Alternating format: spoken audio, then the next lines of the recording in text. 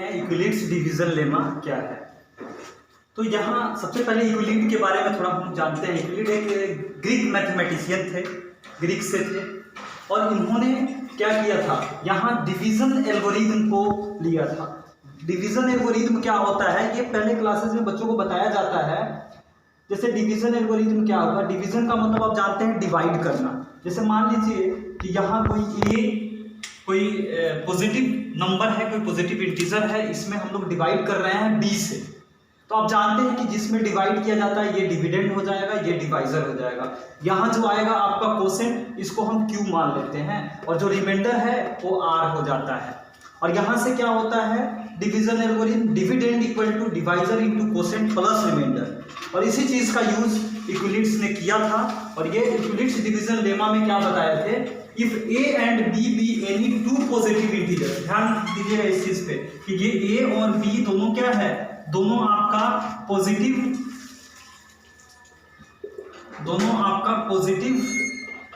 Integer है। इस चीज को समझिएगा। यहाँ a and b be any two positive integer, then there exist two whole numbers. और ये q और r ये दोनों क्या हो जाएगा, होल नंबर्स हो जाएगा, such that a equal to b q plus r, यानी dividend equal to divisor into quotient plus remainder. अब यहाँ r के वैल्यूज कहाँ से कहाँ तक वेरी करते हैं, इस चीज को समझना बहुत ही ये इंपॉर्टेंट फैक्टर है इसमें। जैसे आप देखते हैं कि ये r जो होगा ये ऑलवेज b के इक्वल तो हो नहीं सकता है, यानी ये b से ग्रेटर भी नहीं होगा, क्योंकि ग्रेटर होगा तो फिर हम लोग डिवाइड कर लेंगे। यानी r is always less than b, यानी डिवाइजर से r जो होगा ऑलवेज क्या होगा, डिवाइजर से लेस होगा। और r का वैल्यू 0 भी हो सकता है, हाँ, बट 0 से लेस नहीं होगा, रिमाइंडर नेगेटिव नहीं होता है। यानी r is greater than equal to 0 but less than b।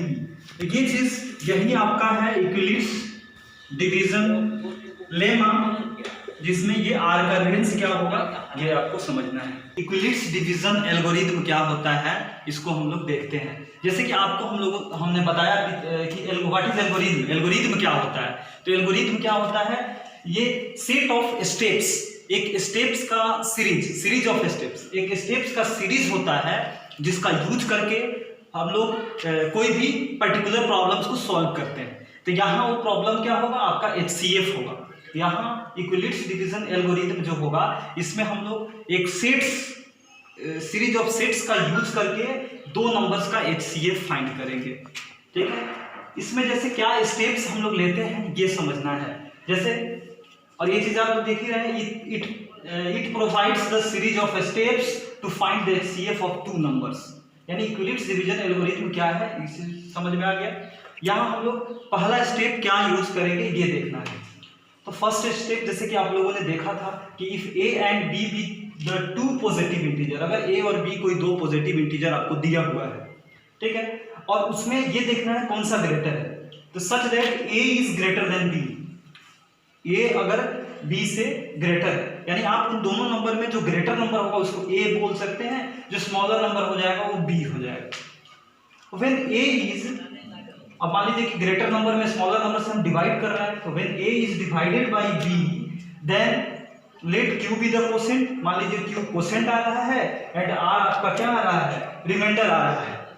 तब यहाँ पे बाय इक्विलिड्स डिवीजन लेमा, आप ऊपर देख चुके थे इक्विलिड्स डिवीजन लेमा में a equal to b q plus r, और वहां आप देखे थे कि r जो होता है r is greater than equal to 0 but less than b, यानी डिवीजर आप लोग देखे थे वहां पे। तो यहाँ अगर r नॉट इक्वल टू 0, अगर r 0 के बराबर नहीं है तो हम लोग अगला स्टेप चलेंगे।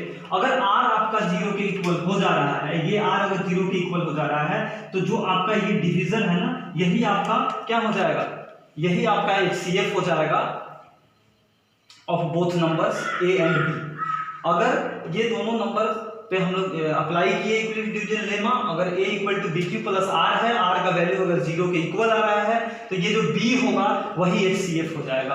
अगर r 0 के इक्वल नहीं है तो हम नेक्स्ट स्टेप में चलेंगे और फिर apply the given lemma on b and r, और अब फिर लेमा को इस पे और इस पे अप्लाई करेंगे। और इसमें आप देख लेते हैं निश्चित रूप से ये b ग्रेटर होगा r से, और फिर इन दोनों पे हम लोग अप्लाई करेंगे।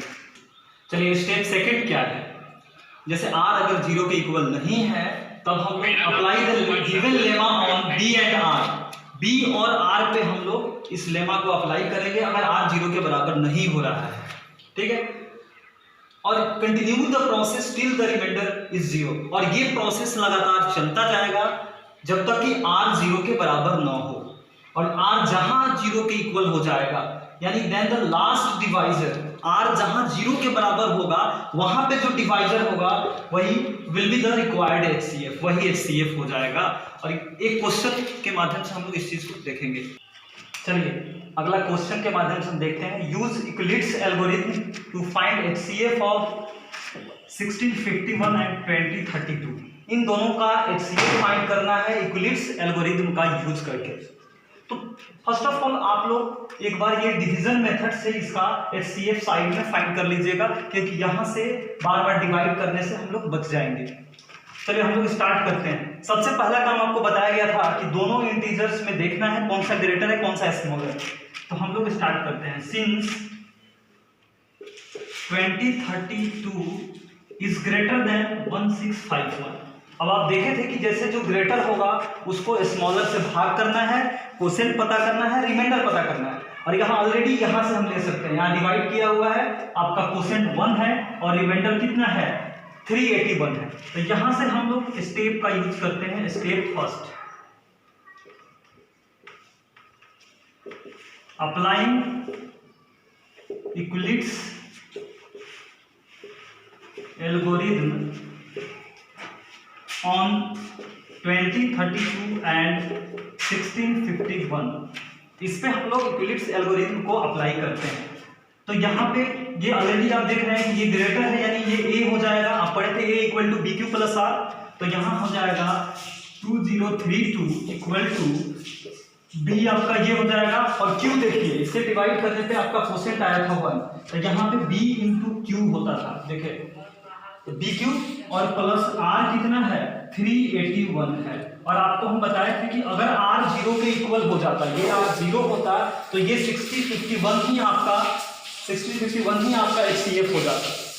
बट R 0 के इक्वल नहीं है, लिखेंगे since R not equal to 0, और फिर यहाँ पे हम लोग स्टेप सेकेंड पे चलेंगे।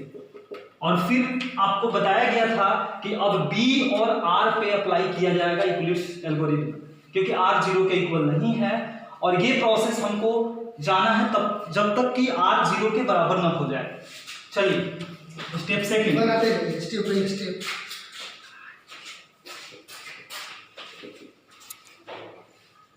Again now applying Euclid's algorithm on 1651 and 381। अब इन दोनों पे अप्लाई किया जाएगा यूक्लिड्स एल्गोरिथम। चलिए 1651 a हो जाएगा और a equal to BQ plus r। फिर देखिए यहाँ कितना फायदा है, यहाँ ऑलरेडी इस में डिवाइड किया हुआ मिल जाएगा, आपका क्वोशिएंट हो जाएगा 4 और रिमाइंडर हो जाएगा 127।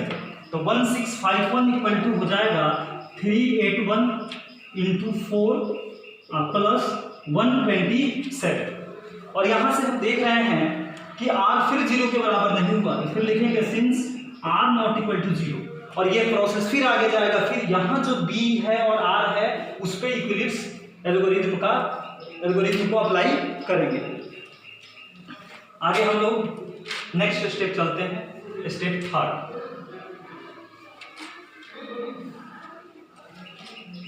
चलिए अगला स्टेप है स्टेप थर्ड, और फिर अप्लाई किया जाएगा इस पे और इस पे, यानी अप्लाई यूक्लिड्स एल्गोरिथम ऑन, और फिर 381 एंड 127 पे यूक्लिड्स डिवीजन एल्गोरिथम को हम लोग अप्लाई करेंगे। और देखिए ऑलरेडी यहाँ 127 में 381 से डिवाइड किया गया है, और डिवाइड करने पे क्वोशिएंट क्यू है और रिमाइंडर क्या है 0 है, कुछ नहीं है, यानी रिमाइंडर आपका 0 है।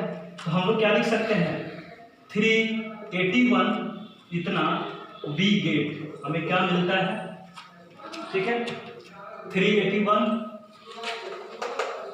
इक्वल टू हो जाएगा 127 इंटू 3 यानी BQ प्लस R और प्लस रिमाइंडर आ गया 0। यानी आप यहाँ से जैसे आपको हम लिखवाए हुए थे कि ये प्रोसेस आगे तक जाना है और जब रिमाइंडर 0 के बराबर हो जाएगा तो वहाँ पे जो अंतिम डिवाइजर होगा वही आपका HCF हो जाएगा जो फाइंड करना था। यानी लिखेंगे since R equal to 0 so लिख सकते हैं so required HCF of 1651 and 2032 equal to हो जाएगा 127 और ये आपका आंसर हो जाएगा। इस आप HCF से रिलेटेड क्वेश्चंस बना सकते हैं और फिर हम लोग जैसे एल्गोरिथम का देखे उसी तरह से कैसे इक्विलिब्रियम डिवीजन लेमा का यूज करके स्टेप्स के सीरीज का यूज करके कैसे हम किसी पार्टिकुलर स्टेटमेंट को या किसी अलग अनदर स्टेटमेंट को हम लोग प्रूफ करते हैं, उस टाइप का क्वेश्चन देखना होगा।